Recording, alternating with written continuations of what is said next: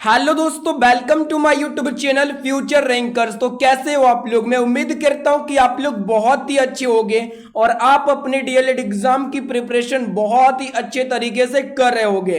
तो मैं आपके लिए इस वीडियो में लेके आया हूं सोशल स्टडीज के टॉप 60 इंपॉर्टेंट क्वेश्चन। और आप बिलीव करो कि जब आप ये 60 क्वेश्चन करके जाओगे ना तो आपका सोशल स्टडीज में बहुत ही शानदार से तैयारी हो जाएगा, क्योंकि मैं यहां आपके लिए लेके आया हूं ये 60 प्रश्न बहुत ही चुनिंदा चुनिंदा है जो कि सीधे एग्जाम में पूछे जा सकते हैं। तो मैं उम्मीद करता हूं कि आप लोग इस वीडियो को पूरा अंत तक देखोगे। अगर आपको बहुत ही शानदार तैयारी करना है तो आप इस वीडियो को पूरा अंत तक जरूर देखना।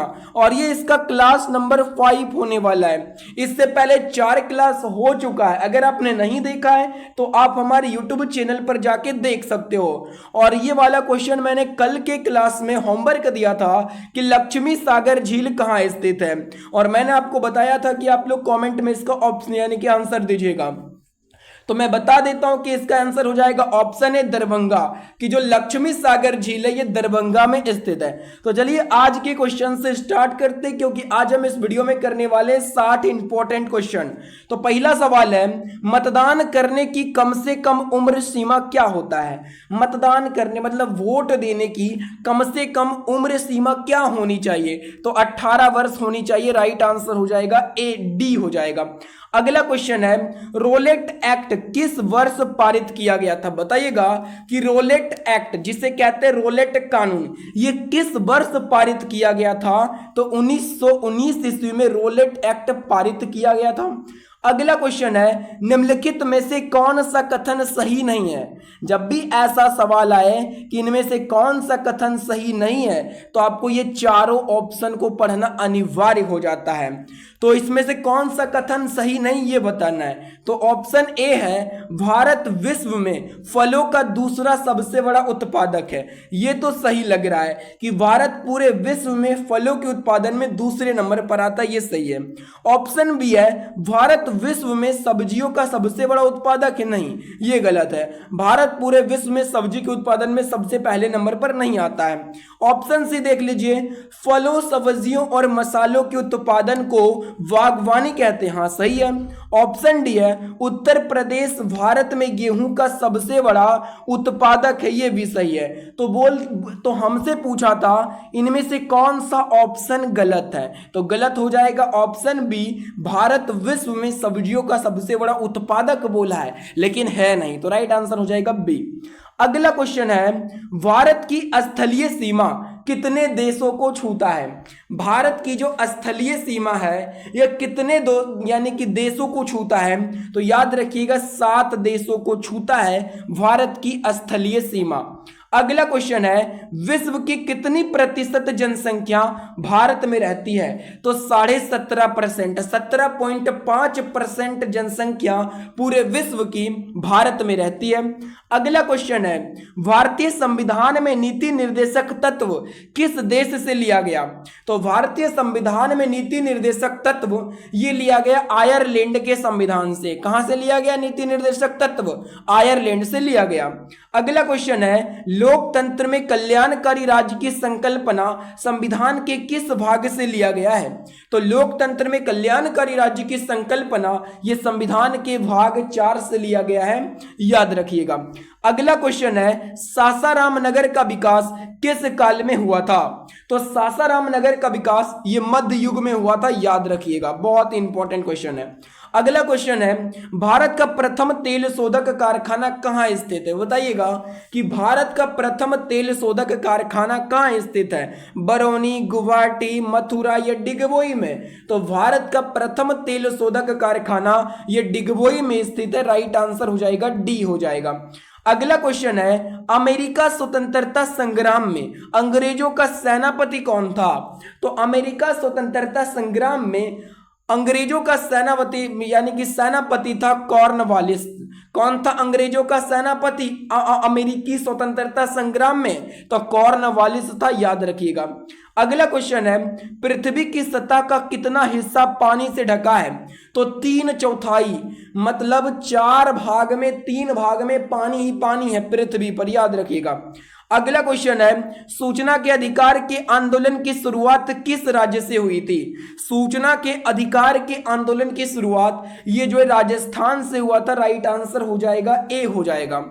अगला क्वेश्चन है, राष्ट्र संघ का अस्थायी मुख्यालय कहां था? बताइएगा कि राष्ट्र संघ का अस्थायी मुख्यालय कहां था? तो ये कहां था? ये था जेनेवा स्विट्जरलैंड में था। राष्ट्र संघ का अस्थायी मुख्यालय जेनेवा स्विट्जरलैंड में था। राइट आंसर हो जाएगा बी। अगला क्वेश्चन है, एक प्रतिनिधि भिन्न अंश हमेशा क्या होता है? तो एक प्रतिनिधि भिन्न हमेशा क्या होता है? एक होता है, याद रखिएगा। अगला क्वेश्चन है, लोकतंत्र में लोकतंत्र की उपलब्धियों में सबसे अधिक सहायक क्या है? अशिक्षा, निर्धनता, विकास या विषमता? तो लोकतंत्र की उपलब्धियों में सबसे अधिक सहायक है विकास। विकास करेगा तो लोकतंत्र उतना ही क्या होगा? अधिक विकसित होगा।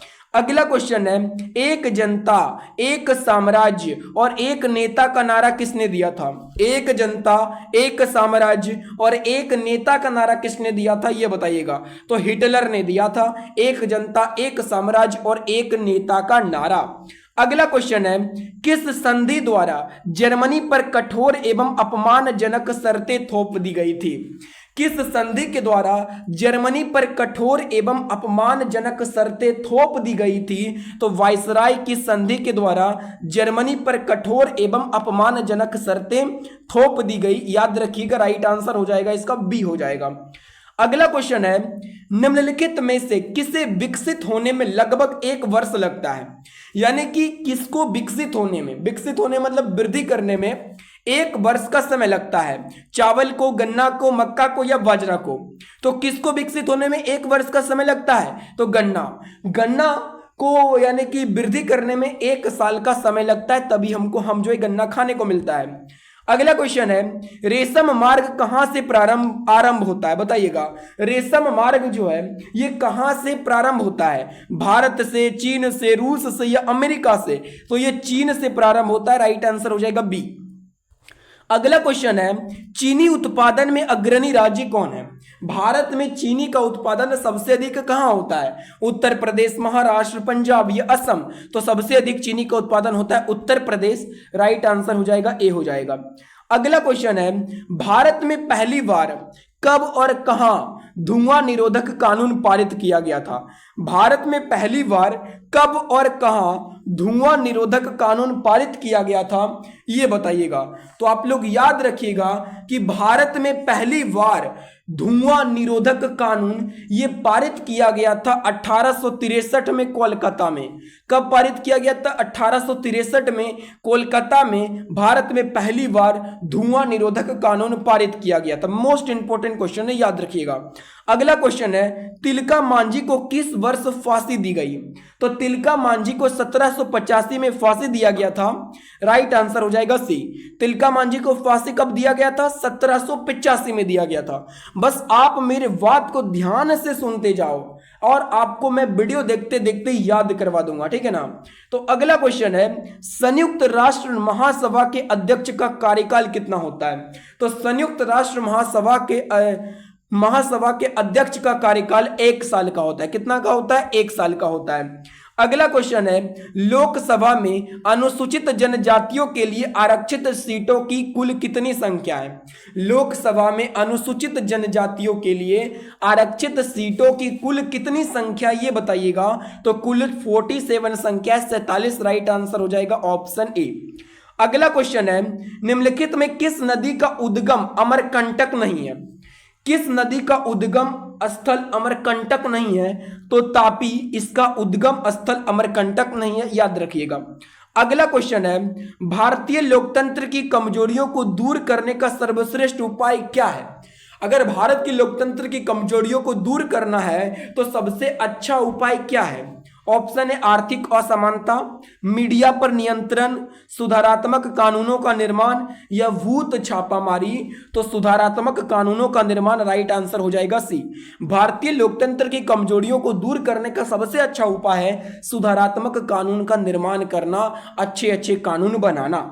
अगला क्वेश्चन है, एलपीजी का पूरा नाम। एलपीजी जो कि हमारे घरों में यानी कि जो लाल वाला सिलेंडर होता है ना, उसमें भरा होता है एलपीजी गैस। तो इसका पूरा नाम, फुल फॉर्म क्या होता है? तो लिक्विड पेट्रोलियम गैस होता है एलपीजी का पूरा नाम, liquefied petroleum gas. Right answer हो जाएगा बी। और हिंदी में बोलते हैं इसको द्रवीभूत पेट्रोलियम गैस। अगला क्वेश्चन है, निम्नलिखित में से कौन एक अप तटीय तेल क्षेत्र है? इनमें से कौन एक अपतटीय तेल क्षेत्र है, ये बताइएगा। तो मुंबई हाई एक अपतटीय तेल क्षेत्र, याद रखिएगा। अगला क्वेश्चन है, रोलेट कानून किस उद्देश्य से लाया गया था? तो क्रांतिकारी गतिविधियों पर अंकुश लगाने के लिए रोलेट कानून को लाया गया था। कब लाया गया था? याद रखिएगा 1919 में लाया गया था रोलेट कानून को। अगला क्वेश्चन है, इनमें से कौन सा वृक्ष पर्वतीय वन में पाया जाता है? इनमें से कौन सा वृक्ष है जो पर्वतीय वन में पाया जाता है? तो आपको याद रखना है चेस्टनट वृक्ष, ये पर्वतीय वन में पाया जाता है। बहुत ही शानदार तरीके से याद रखिएगा आप लोग। अगला क्वेश्चन है, लोकतंत्र में शासन कौन करता है? देखिए नाम से ही लोकतंत्र है, लोक माने जनता, तंत्र माने शासन। तो जहां पे जनता का शासन हो उसी को तो लोकतंत्र कहते हैं। अगला क्वेश्चन हो, किस राज्य में खनिज तेल का विशाल भंडार स्थित है? खनिज तेल का विशाल भंडार किस राज्य में है?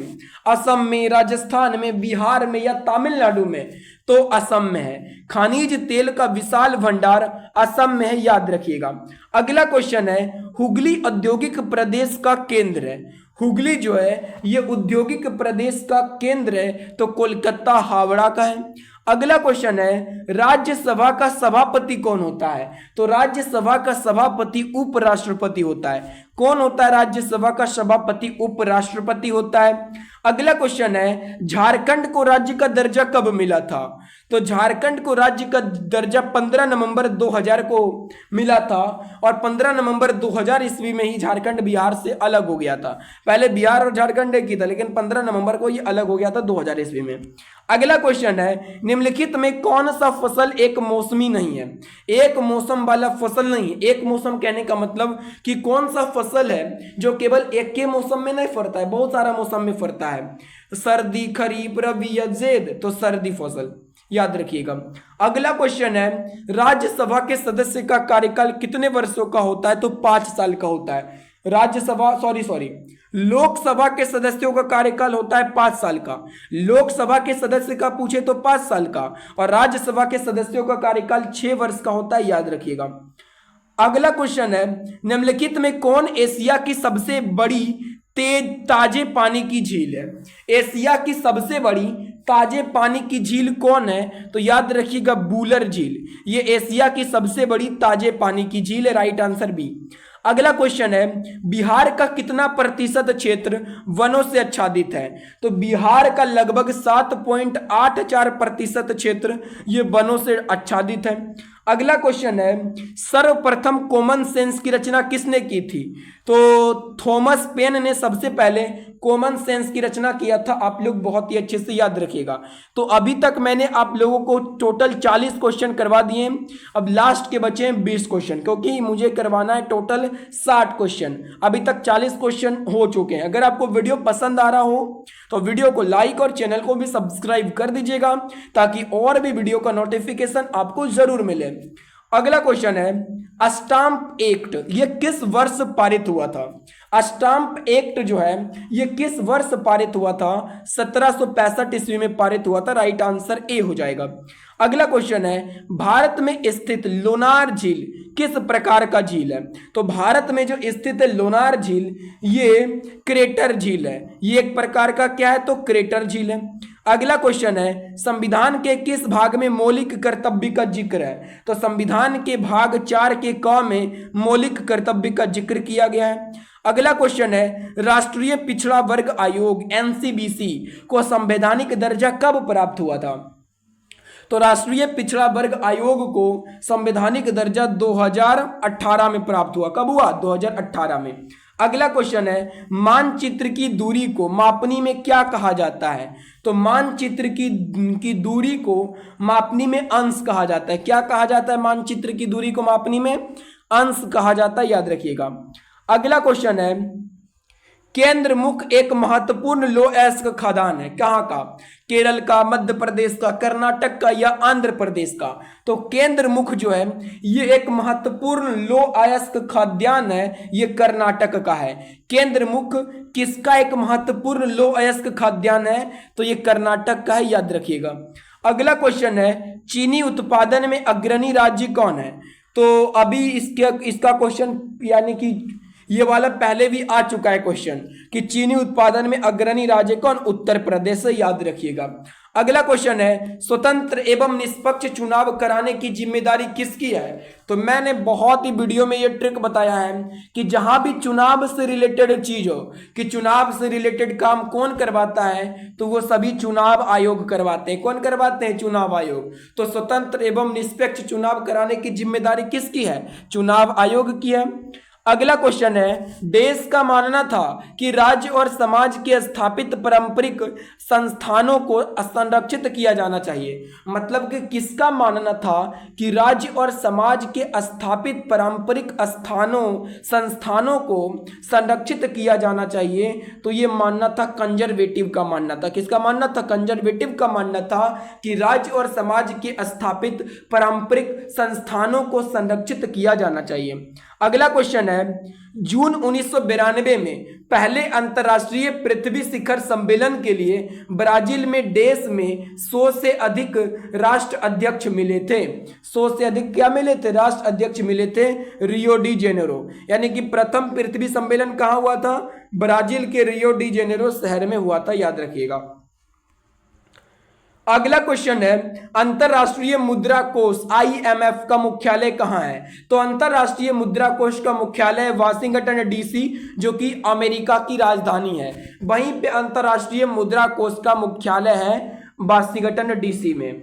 अगला क्वेश्चन है, किस बात से स्पष्ट होता है कि बिहार में लोकतंत्र की गहरे यानी कि जड़ें जो है वो गहरी है? तो वैशाली का लिच्छवी गणतंत्र से यह पता चलता है कि बिहार में लोकतंत्र की गहरे के यानी कि जड़ें क्या है? तो गहरी है। अगला क्वेश्चन है, भारत में कोयले का सर्व प्रमुख उत्पादक राज्य है।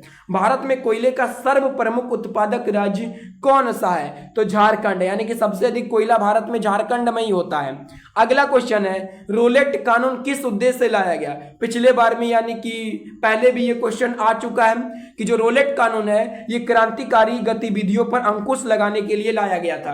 कब लाया गया था? 1919 में लाया गया था। तो ये क्वेश्चन कितना इंपॉर्टेंट है, ये प्रीवियस ईयर का क्वेश्चन है, ये बार बार पूछा जाने वाला प्रश्न है, याद रखिएगा आप लोग बहुत ही अच्छा से। अगला क्वेश्चन है, निम्नलिखित में कौन सी फसल भोजन और चारे के रूप में प्रयोग किया जाता है? माने भोजन के रूप में भी कर लिया जाता है और चारे के रूप में भी कर लिया जाता है। किसका प्रयोग? तो मक्का का प्रयोग। मक्का का प्रयोग भोजन और चारे के रूप में किया जाता है। अगला क्वेश्चन है, रंग भेद की नीति के विरुद्ध आवाज उठाने वाले व्यक्ति कौन थे? तो रंग भेद की नीति के विरुद्ध जो आवाज उठाए थे वो थे मार्टिन लूथर किंग थे। कौन थे? मार्टिन लूथर किंग थे। अगला क्वेश्चन है, इनमें से कौन कोल विद्रोह में शामिल था? कोल विद्रोह में कौन शामिल था? बुद्धो भगत ये कोल विद्रोह में शामिल था। राइट आंसर सी हो जाएगा। अगला क्वेश्चन है, विश्व की कितनी प्रतिशत जनसंख्या भारत में रहती है? ये भी क्वेश्चन रिपीटेड है, ये भी क्या है? प्रीवियस ईयर का क्वेश्चन है जो कि रिपीटेड है। ये तो 17.5% है। विश्व की पूरी जनसंख्या भारत में रहती है 17.5%। अगला क्वेश्चन है, प्रथम विश्व युद्ध का तात्कालिक कारण क्या था? प्रथम विश्व युद्ध कितने साल तक चला? 4 साल तक चला था। 1914 में स्टार्ट हुआ था, 1918 तक चला था प्रथम विश्व युद्ध, 4 सालों तक। तो इसका बताना तात्कालिक कारण क्या था? तो ऑस्ट्रेलिया के राजकुमार की सेराजेवो में हत्या कर दी गई थी। तो प्रथम विश्व युद्ध का तात्कालिक कारण यही था। और आज का लास्ट सवाल है, और ये आपका जो है क्वेश्चन, इसको आंसर देना है कमेंट में। ये HW है और जो भी कमेंट में इसका उत्तर देंगे उसका नाम मैं अगले वीडियो में लूंगा। तो आपको इसका आंसर कमेंट में बताना है कि मानचित्र में नीले रंग द्वारा किस भाग को दिखाया जाता है। ये बहुत ही आसान सा सवाल है जिसका आपको आंसर कमेंट बॉक्स में बताना है। तो अगर आपको ये वीडियो अच्छा लगा हो तो वीडियो को लाइक और चैनल को सब्सक्राइब कर दीजिएगा और इसे अपने दोस्तों में भी शेयर करने का प्रयास जरूर कीजिएगा। तो चलिए मिलते हैं नेक्स्ट वीडियो में, तब तक के लिए धन्यवाद।